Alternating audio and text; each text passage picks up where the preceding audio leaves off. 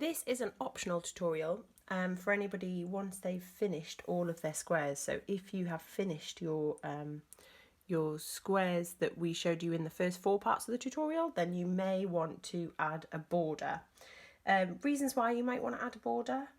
The first of which is because it sort of neatens off all of your edges of your squares, which just can cover a multitude of sins should you need it, but also can give a sort of contrasting colour fabric. So you may be that you just have one fabric, therefore you don't want a kind of contrasting colour. And these bits that I've made here are, for this border, are just scraps from old quilts that I've made.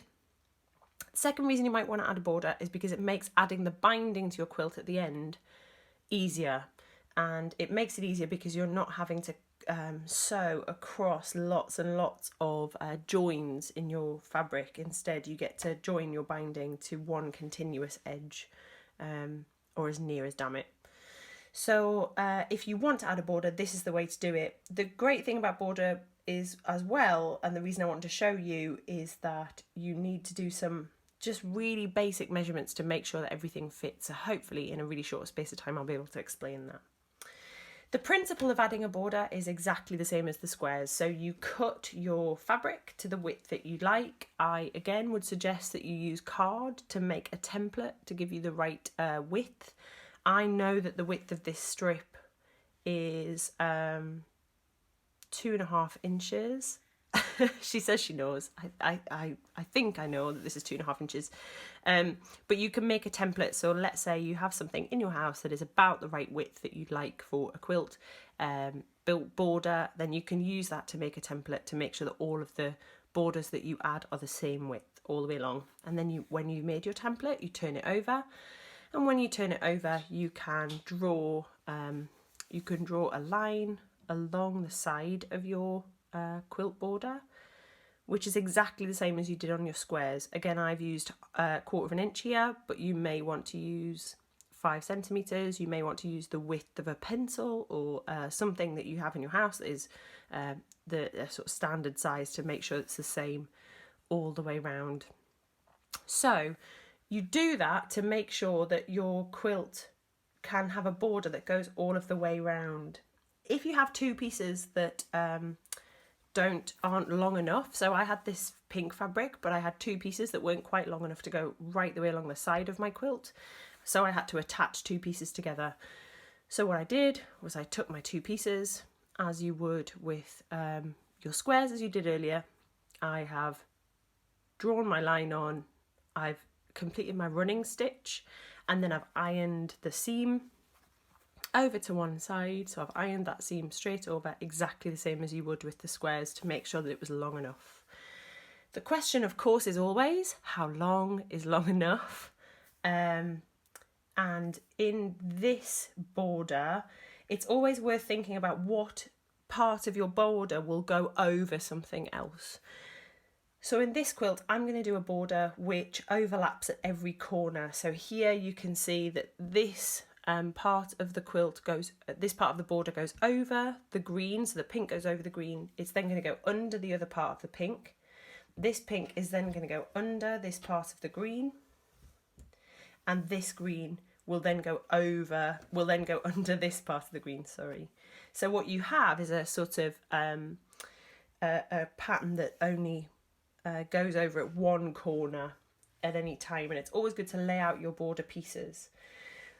Once you've done that, you can, if you wish, do the 2 sides and then do the 2 ends, and that will be quicker, but it just means that you have to do your measurements slightly differently. You always want to make sure that the length of fabric that you've done for the corners, for the edges of your quilt, are the length that will cover not only your quilt top, but also the additional amount of fabric that you're going to add for your border.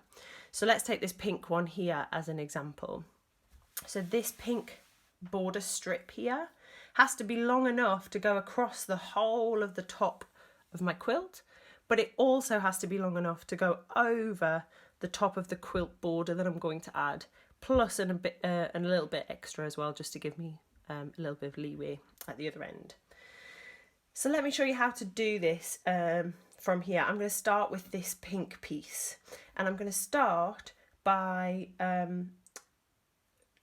bringing the pink fabric right to the edge where the other fabric will go over it. So if I take this pink fabric up, that pink fabric is going to go over the fabric that's there on the corner.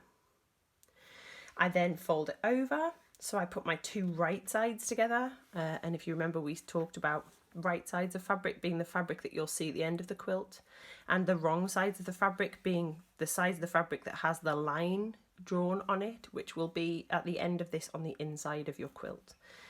And then I'm going to take it to the end of that fabric. I'm going to take a pin and put that in. If you don't have pins, you can use other needles. If you don't have other needles, you can use clips of any kind, and paper clips work if you have some of those in a stationery cupboard. And then I'm going to pin at that end. I'm also going to pin in the middle where the join of the fabric is. And then I'm going to pin just in those sides, exactly the same as I did with my squares. And then I'm going to take my brown thread, the now infamous ugly brown thread. I'm going to start with a double stitch so that it doesn't move, and then with a small overhang of the thread, double stitch there to keep it in place, and then I'm going to stitch all the way along.